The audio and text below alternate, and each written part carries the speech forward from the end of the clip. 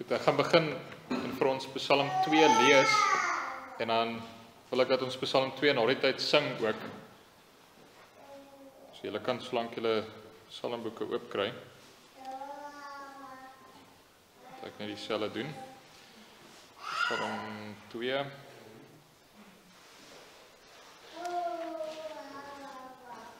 Kom ons luister na die woord van die Here. Waarom woel die nasies en bedink die volke nietige dinge? Die konings van die aarde staan gereed en die vorste hou saam raad teen die Here en sy gesalfde en sê, laat ons hulle bande stikkend druk en hulle toue van ons afwerp. Hy wat in die hemel woon lag, die Here spot met hulle. Dan sal hy hulle aanspreek in sy toorn en in sy grimmigheid sal hy hulle verskrik. Ek tog het my koning gesalf oor Sion, my heilige berg. Ek wil vertel van die besluit. Die Here het aan my gesê, U is my seun, vandag het ek self U gegenereer. Eis van my, en ek wil nasies gee as U erfdeel, en die eindes van die aarde as U besitting. U sal hulle verpletter met 'n ysterstaf, U sal hulle stukkend slaan soos 'n erdepot.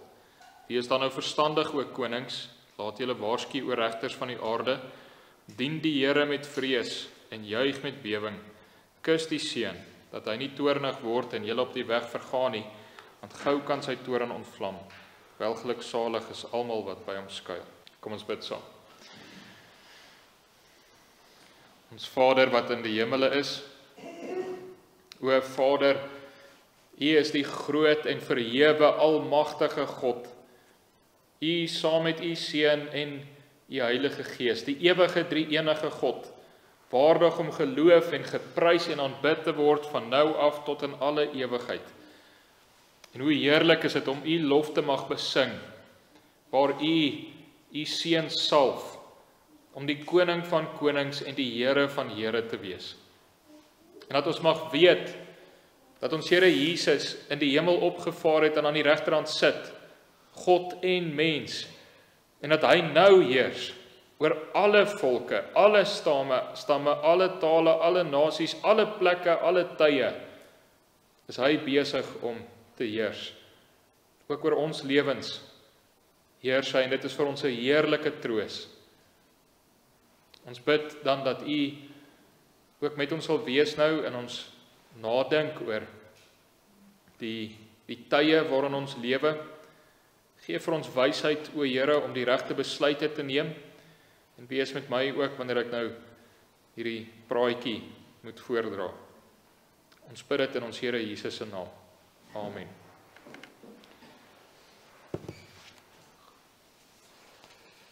Goed, vanaand se tema is 'n lekker relevante ene. Is ons vlugtelinge of is ons bouers? Gaan ons vlug of sal ons bly en bou? Net hierdie bietjie verander die lig, dat ek nie die skermpie kan sien nie. Ok, dit is bietjie beter. So is ons vlugtelinge of is ons bouers? Dat dit is by tye is dit tyd om te vlug, en aan ander tye is dit tyd om te bly en te bou. Die mens kan nie regtig sê, jy mag nooit vlug nie, en jy mag nooit bly nie. Daar's 'n groot stuk wysheid daarin om te besluit in hierdie tyd, in hierdie situasie, wat gaan ons hier en nou doen? As mens net gaan kyk in die skrif, is daar voorbeelde van vlug. Matteus 24, dan sê die Here dat hulle sal uit Jerusalem uit moet vlug in die grotte in. Maar dan kry hy ook tye waar hulle nie moes vlug nie, hulle nie moes gaan na ander lande en ander plekke nie, hulle moes bly waar die Here hulle gesit het. Net in ons geskiedenis, ons meeste van ons sal op 'n manier hugenote hê in ons voorsate. Nou ek is 'n Milan, die Milans kom van die hugenote af, en op 'n stadium was hulle daar op die grens tussen daar by Frankryk en Italië, en hulle is vervolg deur die Romeinse kerk. 'n Hele klomp van die Milans is deur die Romeinse mense vermoor. Daar's in die Milanse geskiedenisboeke kan jy van die stories lees van wat gebeur het met hulle. En dan daar's een van die stories waar hulle moes op die kraanse staan, en dan is daar vir hulle gevra, gaan jy die protestantse geloof opgee? En as hulle sê nee, ek gaan nie, dan word hulle van die kraans afgegooi. En so is volle families totaal en al uitgewis. En van daai Malans wat onder die vervolging moes daai keuse maak, van hulle het dan nou gevlug, van hulle het in Amerika opgeëindig, en dan het daar ook, sommige het besluit om af te kom hier na Suid-Afrika toe. Daar het 'n hele klomp Malans op die skip geklim, en uiteindelik het daar net een van die skip afgeklim, die res het almal dood gegaan, op reis af hiernatoe. So al die Malans stam van een persoon af, wat op 'n punt voor die Here besluit het, dis nou tyd om te gaan. Maar, so ek is hier, want 'n Malan het op 'n stadium gesê, ek gaan nou vlug. Maar ek is ook hier, omdat daai selfde Malan se nageslagte gesê het, en ons gaan nou hier bly. So jy het Malans wat uiteindelik, hulle het geland in die Kaap, hulle het groot wynplase opgerig, jy het nou nog 'n klomp suksesvolle wynplase daar in die Kaap wat vernoem is na van die Malans daar, of selfs die Malan wapen het as die logo van die boerdery. Maar klomp van hulle het toe wel saam met die boere op noord getrek. So jy kry byvoorbeeld by Bloedrivier, as jy die lys gaan lees, dan is daar 'n klompie Malans daarso. By Majuba het jy ook 'n klomp Malans wat daar is. Hier's 'n lyn wat gesê het, ons het gevlug, maar hier is ons nou, en hier bly ons nou, en ons bou verder voort. So as jy dan nou staan voor hierdie keuse, dan moet jy vra, wat is jou redes? As jy sê, ek dink ek gaan, moet jy sê, maar waarom? Waarom dink jy moet jy gaan? En waarom bly jy ook? Dis dalk nie iets wat so algemeen gevra word nie. Waarom is jy hier? Waarom is jy hier in Suid-Afrika? Waarom is jy hier? Waarom moet jy hier bly? Nou, die afgelope 5 jaar is daar nogal groot veranderinge wat gekom het. As jy nou net dink, 5 jaar terug was ons nou in die middel van die COVID-tyd, met al die vreeslike ontwrigtinge wat dit was. Jy het ook in die afgelope 5 jaar het hierdie klomp oorloë uitgebreek, dink nou aan Rusland en Oekraïne en al die ekonomiese gevolge daarvan. Ook nou meer onlangs tussen Israel en daar in die Midde-Ooste, nou net onlangs het dit verder opgeskaal met Iran. Jy het hier in Suid-Afrika, het daar ook 'n klomp goed verander. Jy het in die afgelope 5 jaar het hierdie Bella wetgewing gekry, die NHI, wat ook op papier ten minste gevorder het, en die besluite oor die grondonteiening sonder vergoeding. Maar dan sou ook ander dinge wat verander het. As jy vir my net 'n jaar terug sou sê, dat die volgende jaar, hierdie tyd, gaan dit nie meer so gewild wees om te sê dat jy woke is nie. Dan sou ek vir jou gesê het, nee, dink nie so nie. Dit lyk asof alles in hierdie rigting ingaan, en ek kan nie sien hoe dit nou gaan swaai nie. Ek dink dit gaan nog baie slegter raak in daai rigting af, en dit lyk asof dit goed momentum het soontoe, met al die besighede wat inklim, en alles gaan dit heeltyd in daai rigting. En skielik, is dit ten minste in sommige kringe, is dit glad nie meer gewild om te sê dat jy woke is nie. Jy word eintlik gespot nou, as jy nog daai goeders handhaaf. Nog iets is net om te sê dat jy 'n Afrikaner is. Daar het al 'n groot verandering gekom in 'n redelike kort tydjie. Onlangs wou ek myself 'n bietjie weer op datum bring oor wat is die plaasmoorde statistieke. En toe het ek 'n video gekyk van Ernst Roots wat hy daaroor gemaak het, want ek weet hy het homself nogal goed daarin ingegrawe. Hy het ook 'n boek geskryf, Kiel de Boer, waar 'n groot deel van die boek gaan in die statistieke in. En dit was my so treffend, want die video is net mooi 'n jaar terug gemaak. En in die inleiding van die video dan sê hy, maar jy moet weet, die situasie in die internasionale gemeenskap is van so 'n aard dat hulle wil nie hierdie goed hoor nie. Hulle wil nie hierna luister nie. As jy kry nie 'n oop oor en ontvanklike harte vir as jy met hierdie nuus kom in die internasionale gemeenskap nie. Net 'n jaar later word dieselfde Ernst Roets uitgenooi om op van die grootste podcasts te gaan praat met hulle oor presies hierdie selfde dinge. Hoe vinnig kan dinge verander?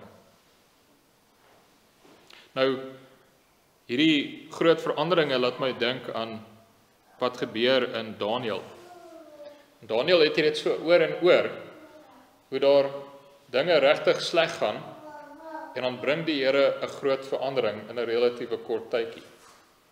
Jy het Nebukadneser in Daniël 4, wat homself verhef al hoe meer en meer en meer, dat hy later op sy stoep staan en hy sê, kyk net alles wat ek gebou het en hoe wonderlik is ek.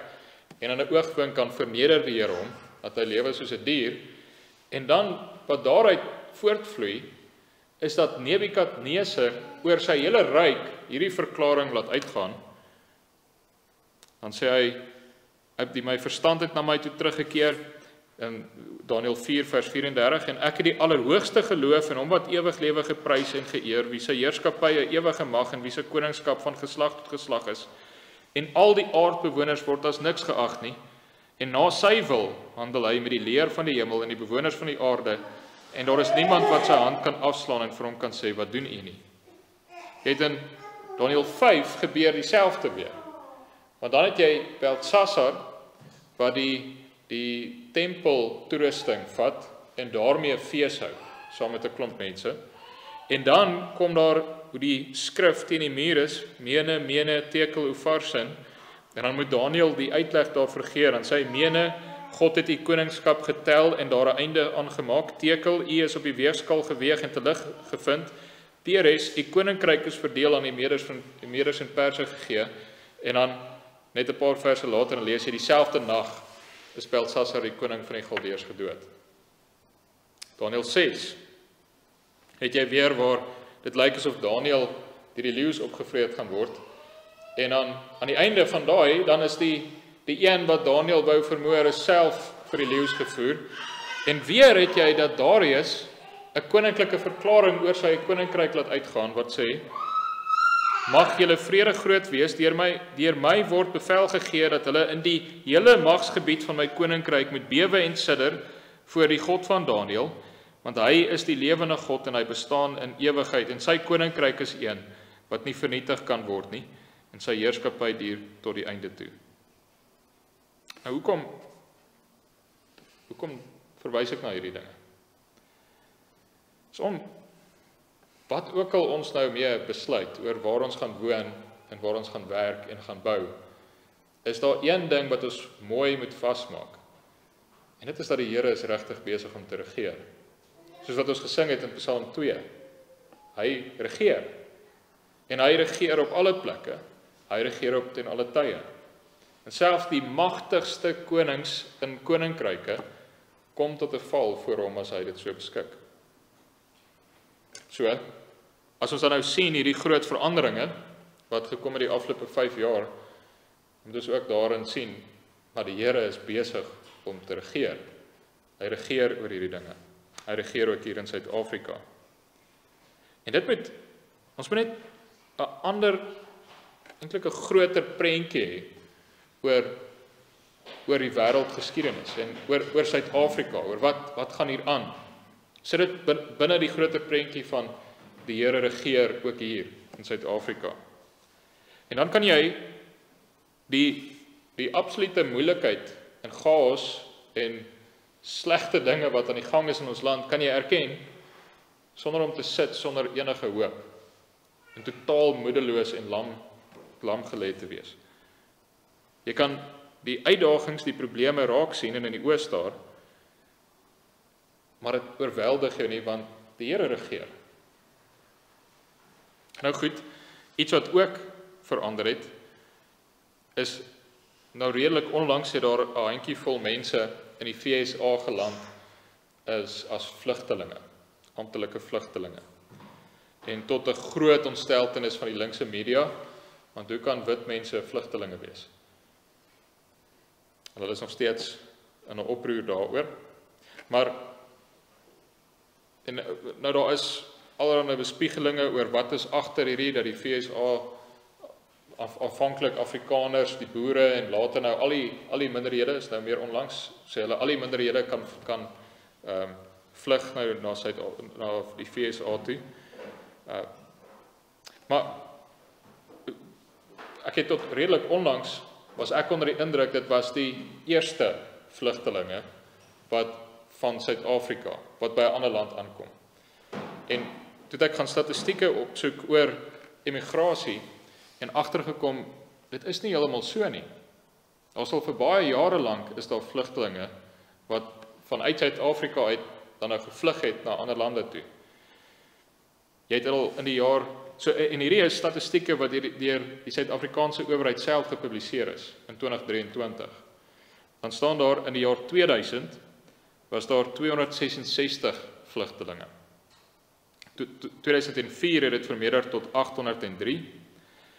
2005 tot 2009 het dit bietjie minder geraak tot 542. Maar dan van daar af van 2010 af het dit eksponensieel vermeerder. En dit staan in 2022 op 4258. Waarvan die meeste rondom 1350 is in die FSA en dan die res is in Ierland, Australië, Kanada, Israel, Engeland, Brazil, Frankryk, Korea en Duitsland. Nou as jy nou wegstap van mense wat vlugtelingstatus het by verskillende plekke wat die owerheid se ding praat hulle van onwillekeurige emigrasie, maar hulle noem dan daai mense ook refugees, dis vlugtelinge. Dan is daar nou ook die statistieke van net gewone emigrasie. So die ene is 'n gedwonge, jy sê ek is geforseerd om te gaan, die ander is meer van 'n vrywillige, ek wil nou net gaan. Nou daar was in 2000 was daar rondom 500,000 mense wat al geëmigreer het. 20 jaar later staan dit by 914,000, al amper 'n miljoen rand. Miljoen mense, waarvan naby aan 250,000 is in Engeland, naby aan 200,000 is in Australië en naby aan 115,000 is in die FSA.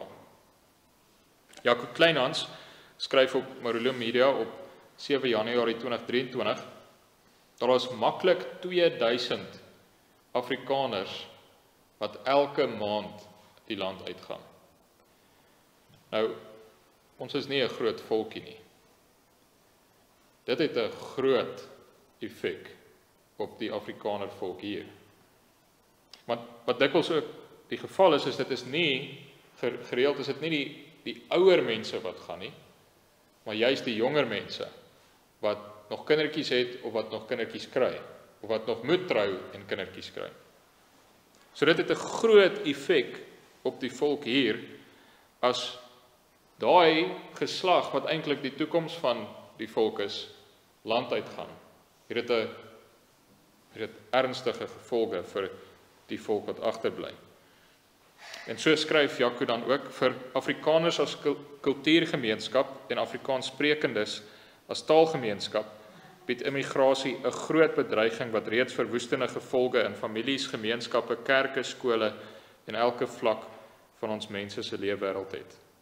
In dieselfde artikel dan haal hy 'n prof Bornman aan, wat 'n klompie redes gee vir immigrasie. Dan skryf sy, vervreemding as 'n minderheid in 'n nuwe politieke bestel, 'n verlies aan identiteit en 'n toekomsdroom as Afrikaners, misdaad en vrese oor misdaad in die toekoms, en dan ook 'n reeks ekonomiese redes soos beter werksgeleenthede oor see, regstellende aksie in Suid-Afrika, en algemene vrese oor ekonomiese en werksgeleenthede in SA vir hierdie geslag en vir hulle kinders. Nou, immigrasie is, ek kry ook iets soos 'n semi-immigrasie. Dis nie dan dat jy gaan uit die land uit nie. Ons praat daarvan meer dat daar's semi-immigrasie binne in die land. Dat mense skuif rond binne die land. En oor die algemeen is dit in twee rigtings, Kaap toe en Gauteng toe. Dis die twee rigtings waarin die semi-immigrasie plaasvind.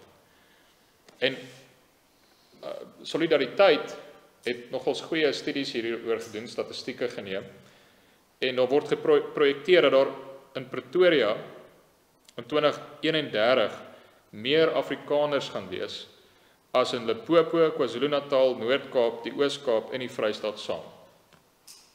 Meestal daarvan na die ooste van Pretoria. As jy nou dink, wat se geleentheid is dit eintlik? Dink net in terme van kerke. Wat se massiewe groei is dit, toevloei is dit van mense wat hiernatoe toestroom, en wat 'n geleentheid is daar vir bediening, as met dit in gedagte. Hoeveel gemeentes kan daar eintlik nog wees? Dit is baie werk om te doen. Nou, hierdie vanaand se praatjie was eintlik 'n praatjie wat redelik vinnig saamgestel was vir 'n jong mens aand. En in die advertensie vir daai praatjie het ek aan die einde geskryf: ek in my huis gaan bly en bou. En dit klink so 'n bietjie soos Joshua, ek in my huis gaan die Here dien. Nou, daarmee bedoel ek nie dat as jy besluit om te gaan, dat jy dan per implikasie nie die Here dien as jy gaan nie. Nou dis 'n keuse tussen bly en dien die Here of gaan en dan dien jy nie die Here nie. Dis nie die bedoeling nie. Die bedoeling is dat ek is oortuig jy moet, wat ook al skuif hier aan 'n maak, moet onder 'n diepe roepingsbewustheid gebeur. Om te sê dat as ek gaan ek ook vir 'n groter doel.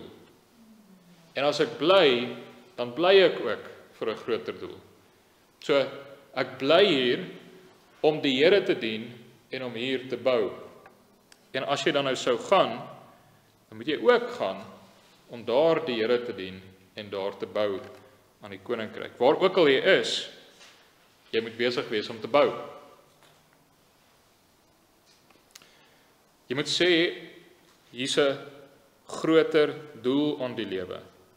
Dit gaan nie net daaroor om weg te kom van uitdagings wat hier is nie, want daar gaan uitdagings wees aan die ander kant van die draad ook. Byvoorbeeld nou in Engeland, waar die meeste Suid-Afrikaners is, het jy al dat mense is al gearresteer omdat hulle end weg van aborsieklinieke net in stilte staan en bid. Hulle het nie eers met mense gaan praat nie. Hulle het net 'n end ver gestaan in stil gebed en toe is daar vir hulle gevra, het jy nou net gebid? En dan is hulle gearresteer. Daar was ander mense wat sekere polities inkorrekte stellings gemaak het op sosiale media en hulle is ook uitgesniffel in die tronk gegooi.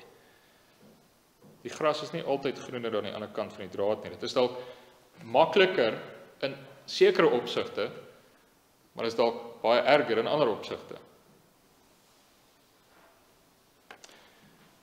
Nou, Ernst van Zyl het 'n treffende ding gesê, en waar hy ook praat oor hierdie tema. Waar hy sê dat as jy nou wegskuif van een plek na 'n ander plek, jy skuif van een land na 'n ander land, en dan gaan jy weer moeilikheid kry, en dan skuif jy weer van 'n ander land, en dan skuif jy weer na 'n ander land, dan is dit baie soos om weg te hardloop vir die vloedwaters wat opkom.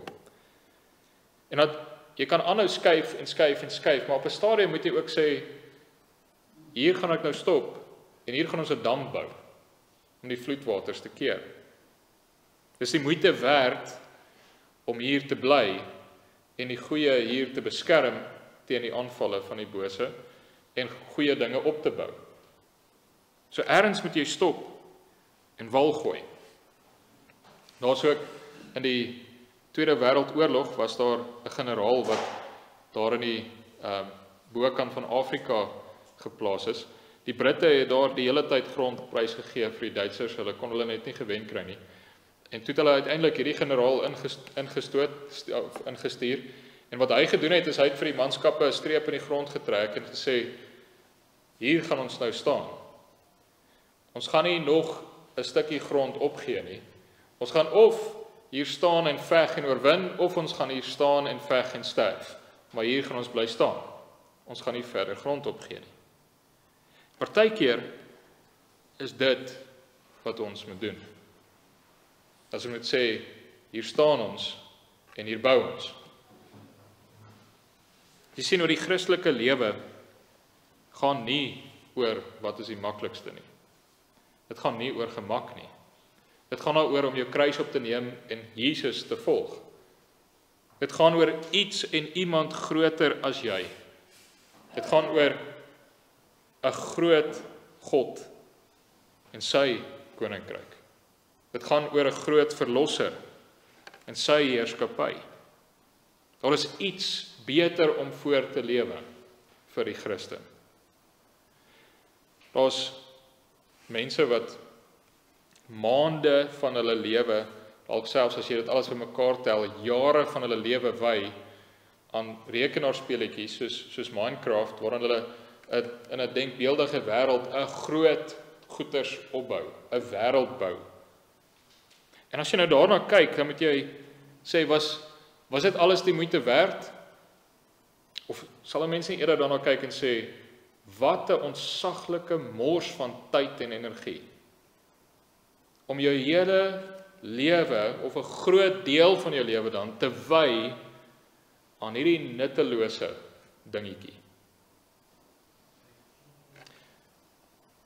Hoeveel beter is dit om deel te wees van die bouwerk van die koninkryk wat bly staan, wat regtig werklik is, wat betekenis het, wat waarde het. Nou as 'n beeld hiervoor, en ek keer nie hiermee die metodes wat hulle fondse ingesamel het vir die kathedrale goed nie. Baie van dit is regtig boos. Maar as 'n treffende prentjie daarin. Die kathedrale is gebou oor geslagte heen. Van hulle het 100 jaar geneem, daar's party wat tot 600 jaar geneem het om gebou te word. So wat beteken dit? Dit beteken die persoon wat die grondwerk gedoen het, wat die fondasie gegrou het nie noodwendig gesien hoe staan die mure eers nie. Die persoon wat gebou het aan die mure het nie die dak gesien nie. Dis oor geslagte heen. Dink hoeveel geslagte is nodig om in 600 jaar 'n gebou op te rig. Maar uiteindelik kan jy kyk na daai gebou en jy kan sê, "Tjoh, wat 'n pragtige ding." Dis iets groter as net ek en jy en net ons geslag, ons generasie. En ons iets daarvan as dit kom by die bou van die koninkrykswerk.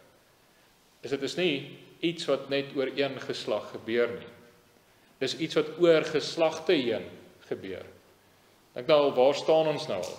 Vandat ons Here Jesus in die hemel opgevaar het. Ons weet nie hoe lank gaan dit nog neem nie. Dit kan môre wees, dit kan nog 5000 jaar wees, voordat ons Here Jesus weer kom. Maar ons moet besig wees om te werk. Ons moet besig wees om te bou. En dan as jy hier in Suid-Afrika is, dan moet jy jou hele lewe binne in daai raamwerk sit. Jou gesin se lewe binne in daai raamwerk sit. Jou besigheid binne in daai raamwerk sit. Ons is besig om klein steentjies te sit in 'n gebou wat gans en al baie groter is as onsself in ons lewens. Ek het nou onlangs op die pad na Potgooi geluister. En die Potgooi het vir my so 'n treffende prentjie opgehad. Dit is van 'n swaard en 'n troffel. So die swaard staan so met die troffel wat hom kruis. Dit is daarom maar treffend. Vir wat die Christelike lewe eintlik maar behels. Is in die een hand om te staan met die swaard, want daar's 'n vyand om teen te veg. Maar met die ander hand 'n troffel te hê, want daar's iets om te bou. En dit is nie eintlik 'n ietsie wat hulle uitgedink het. Dit is presies die prentjie wat mens kry in Nehemia. Daar was 'n groot taak wat gedoen moes word, en dit was die muur van die stad moes weer opgerig word. En die vyande het te hore gekom daarvan dat hulle is besig om hierdie goeie werk te doen, en hulle het nie daarvan gehou nie. En so moes die bouers dan staan met 'n swaard aan die sy en 'n troffel waarmee hulle die bouwerk doen. Daar was dan bouers en daar was soldate wat die wag hou om die vyand af te weer. Ons is besig om te veg teen die vyand, en ons is besig om te bou aan die mure. So as jy dan voor die Here oortuig is, dit is tyd om te gaan, is tyd om te vlug. Wat ek persoonlik is nie van oortuiging dat ons is al op daai punt in Suid-Afrika, dat ons nou almal moet vlug nie. Maar ek het baie begrip daarvoor in individue se situasies, dat jy in jou persoonlike situasie, iets wat in jou lewe gebeur het, dat jy nou besluit, dit is nou tyd vir my en vir myself en my gesin om wel te gaan. Baie begrip daarvoor. As jy dit sou doen, besef dan, jy gaan nie net om weg te kom van die situasie hier nie. Jy gaan om iets daar te gaan doen, waar die Here jou dan gaan plaas. Soos wat ons hier verder met voortbou, moet jy daar dan gaan bou. En jy gaan dan daar die vrugte pluk van vorige geslagte se bouwerk, gaan jy kan geniet in 'n ander land. Ander mense se voorgeslagte het daar gebou en gewerk aan dinge aan daai kant. Wees dankbaar en bou dan verder voort aan die koninkryk van die hemele. Maar hier, waar ons dan nou is, waar ek ook nog meen, waar ons moet bly, moet ons dan ook bou en droom. En ek dink hier is dit goed om groot te droom. Droom oor dinge wat ons dink is gans en al te groot. Is gans en al te groot. Dis iets wat onmoontlik is. Jy kan amper nie dink dat dit ooit sou kon gebeur nie. En dan dink ek droom ons reg. Dan is ons op die regte spoor. En dan kan 'n mens bidend besig wees om konkrete trappies te neem in daai rigtinge. Nie met die gedagte dat in ons leeftyd hierdie groot goeders wel opgerig en mag realiseer nie. Maar dat ons kan besig wees om met die troffel te werk en eendag gee ons dit aan die volgende geslag en ons sê, gaan aan. Gaan aan met die goeie werk wat ons en ons voorgeslagte hiermee besig was. So neem konkrete stappies dan. En wat is van daai eenvoudige dinge wat ons dan nou kan doen? Wel, die eerste een is, maak erns met jou eie verhouding met die Here.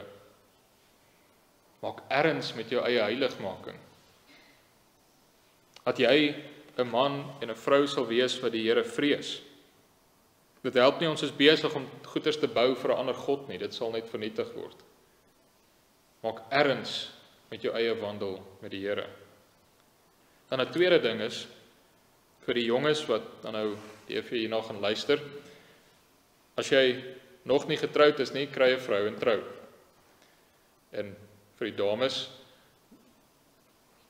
sê jy net ja vir 'n goeie man, en hopelik vroeër as later.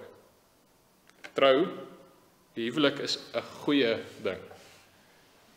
En as jy dan nou in die huwelik is, bou aan daai huwelik. Maak dit 'n sterk huwelik. Maak dit 'n pragtige huwelik wat iets uitstraal van Jesus en sy bruid. En die wat dan nou getroud is, kry kindertjies. En kry baie kindertjies. Die Here seën ons met 'n nageslag.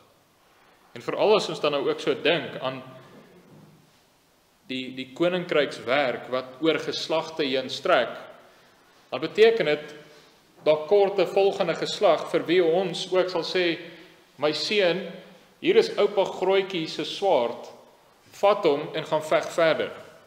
En ons sê vir iemand anders, Jesus die troffel, kom bou. Ons moet die dinge aangee aan die volgende geslag. So daar kort kindertjies. En die kindertjies moet opgevoed word, dat hulle sal aangaan met die goeie stryd. Maak erns met jou gemeente. Die Here red nie mense uit en laat hulle alleen die stryd gaan veg nie. Hy voeg hulle by 'n geloofsgemeenskap. So gaan voeg jou ook by 'n gemeente en wees ywerig in daardie gemeente. Dis ook deur gemeentes wat die Here sy koninkryk bou. Hierdie gemeentes wat ywerig is om gehoorsaam te wees aan wat die Here beveel en die evangelie verder te laat hoor. En so word daar meer mense gevoeg in die geloofsgemeenskap. maar maak ook erns met die konkrete gemeenskap waarbinne jy woon. Dat daar weer Christelike gemeenskappe opgebou kan word. Waar daar Christelike beginsels, waar daar uitgeleef word in die gemeenskap op 'n konkrete manier. So leer jou buurman ken. Dis 'n praktiese eerste stap. Leer jou buurman ken. En as dit 'n ongelowige is, wel, daar het jy ook klare baie maklike plek om jou te beywer vir die koninkryk. As dit 'n Christen is, dan kan jy begin sê, maar wat beteken dit om 'n Christelike gemeenskap te wees? 'n Christelike omgewing te wees. Hoe kry die Christelike lewe dit wat die Here beveel? Hoe kry dit hande en voete hier waar ons nou bly? Hoe kan ons dit doen? Een daarvan is besighede. Is daar Christene is wat besighede opbou, wat gedryf word vanuit 'n Christelike ethos, vanuit Christelike belydenis. En dan sit dis al ook so 'n uitstekende geleentheid waar jy mense in diens kan neem en jy kan deurlopend kan jy vir hulle iets wys van die evangelie. Wat 'n geleentheid vir evangelisasie. Maar ook is dit 'n geleentheid om konkreet te bou aan al die vorige dinge. Want as jy 'n besigheid kan oprig waarin jy vir jou eie huis en vir jou nageslag kan sorg sodat hulle kan aangaan, maar ook dat daar in die gemeenskap dat die gelowiges nie hoef verspreid allerhande te gaan soek en te gaan bly in Abu Dhabi onder die moslems nie, maar dat hy dalk hier kan bly en dat ons kan voortbou. Ja, daarmee sê ek nie dat daar moenie gelowiges in Abu Dhabi en onder die moslems woon nie. Maar dis 'n wonderlike geleentheid as daar besighede is en die volgende geslag hoef nie weg te gaan om te gaan soek nie, maar jy kan iets voortbou. Daar kan momentum kom. En dit kom daardeur dat daar moet vir hulle werk wees. Hier waar hulle dan nou bly. Dit kom baie keer dan deur besighede. Een van die dinge daarmee saam is nou ook in Suid-Afrika met die BEE wette, hoeveel B's en E's jy nou wil insit. Maar is daar sal ons ook in beginsel moet sê, ons gaan nie aan hierdie dinge deelneem nie. Want wat is die wetgewing op die oomblik? Ek het dit nooit so besef nie, maar dit het 'n afwerkende gevolg op almal. Want as een groot besigheid wil besigheid doen met die owerheid, dan met die huidige wetgewing moet almal wat hy mee handel dryf onder hom moet ook voldoen aan al die regulasies en almal wat onder hulle is moet voldoen aan die regulasies. Almal wat onder jy het so 'n hele piramide skema net as van die groot ouens sê maar ek wil met die owerheid besigheid doen. En daarin sal ons moet sê in beginsel gaan ons nie hierdie doen nie. Ons gaan nie deelneem hieraan nie. Want dit is net eenvoudig nie reg nie. Dit maak dat jy kan nie vanuit beginsels uit mense in diens neem en jou besigheid so bou nie. So ons sal 'n ekonomie moet oprig wat nie afhanklik is van die owerheid nie. 'n Ekonomie langs die kant wat self staan sodat ons kan aangaan met ons werk hier in Suid-Afrika. Dis 'n klompie praktiese dinge waarmee ons kan besig wees. Maar weer eens, ek is nie oortuig dat ons nou moet vlug nie. Ek dink ons moet nou bou. Dit kan wees dat jy wat luister, dat jy op die punt is om te gaan en ek wil vir jou vra, maak dan net weer mooi seker oor wat is jou redes. Hoekom gaan jy weg? En hoekom gaan jy soontoe? Is daar iets daarin van die koninkryk ook betrokke? Wat is jou redes? Maar dieselfde vir ons almal wat besluit om te bly in Suid-Afrika. Wil ek vir jou ook vra, dink mooi oor hoekom is jy hier? Waarvoor het die Here jou hier gesit? Gaan of bly dan met 'n roeping om die koninkryk te bou. Jy wat bly dan om te bou. En mag die volgende geslagte eendag na die bouwerk kyk, wat die Here in genade deur ons geslag gedoen het, en sê, loof die Here vir wat hy hier opgerig het. Dankie. Kom ons bid saam.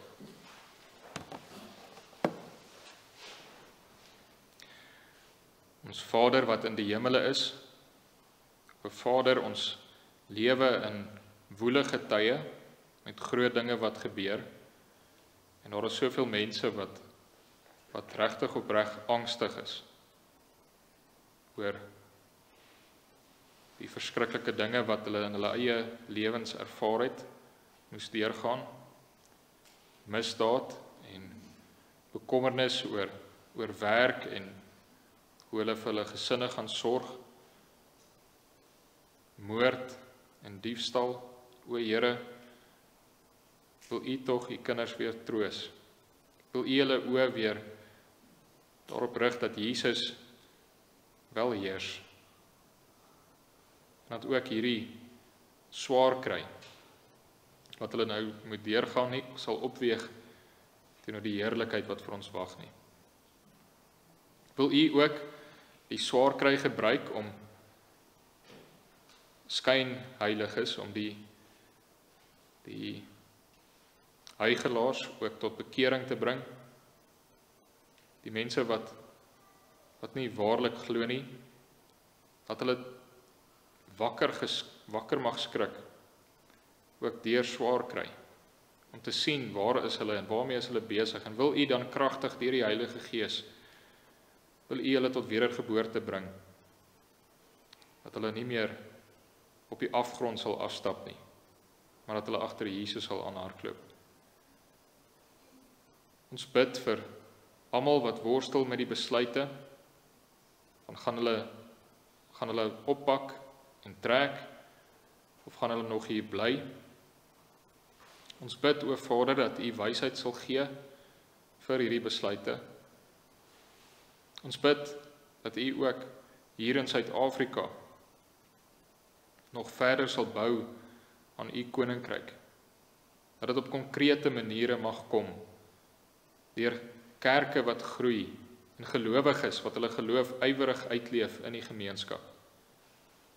Help ons, o Vader, om nou in ons leeftyd ook te doen wat ons hand vind om te doen, om ook met ons swaarde die vyand te bestry, en met die troffels die mure op te bou, dat ons eendag dit kan aangee aan die volgende geslag, en kan sê, bou voort. O Vader, ons sien dan so uit, na die dag wat ons Here Jesus weer terugkom op die wolke, of ons dan nog sal lewe, en of ons sal dan uit die graf uit moet opstaan om dit te sien, wat 'n heerlike vooruitsig is dit, en om te weet dat dit vas en seker is, maak nie saak wat nou gebeur nie. Wees dan genadig vir ons nou, o Vader, ter wille van U Seun se naam. Amen.